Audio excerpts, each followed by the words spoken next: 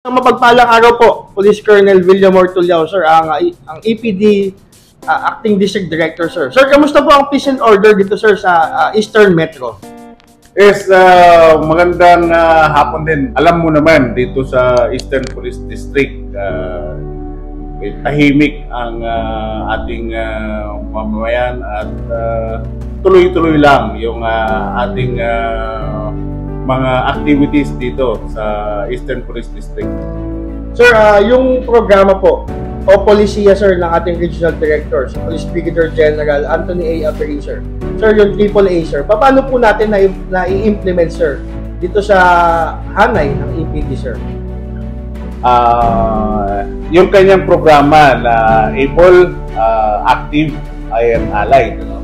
Sa ABLE, tuloy-tuloy yung ating pagkakapacity ng ating mga personnel at tinuturuan natin kung ano yung tama nilang ginagawa, no? Lalo na doon sa pagpapatupad ng mga polisiya at programa dito sa Eastern Police District, lalo na yung ngayong eleksyon, yung pagpapatupad natin ng checkpoint, ayon na rin dun sa resolution na nilabas ng COMELEC sa pagpapatupad ng checkpoint. Kaya tinuturuan natin yung ating pulis kung paano ang kanilang gagawin, kung paano ang pag-conduct ng isang maayos na checkpoint, at binibigyan din natin ng sapat na kaalaman, no, tungkol dun sa mga batas na dapat ipatupad sa checkpoint. So yun yung part ng ABLE.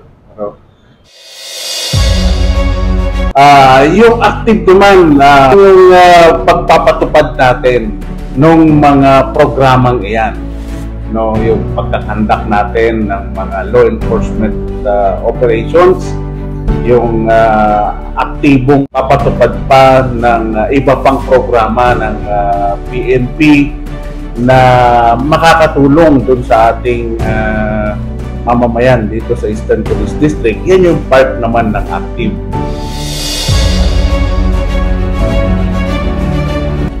Of course, yung allied naman ay yan yung ating community engagement. Yung din sa ating mga hindi lamang dun sa ating stakeholders, kung hindi dun sa ating mga force multipliers pa, at higit sa lahat yung mamamayan na pinagseservisyuhan natin. Yun yung ating dapat i-engage para nang sa ganun ay mas madali nating ma-implement yung programa ng Philippine National Police.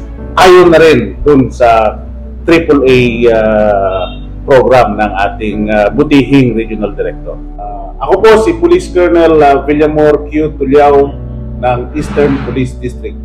Sir, thank you very much, sir, and congratulations, sir, sa pagiging top 1, sir, sa UPOR po. Thank you, November, sir, and December, sir. November and December, yes. Thank you very much, sir. Well deserved, sir. Thank you.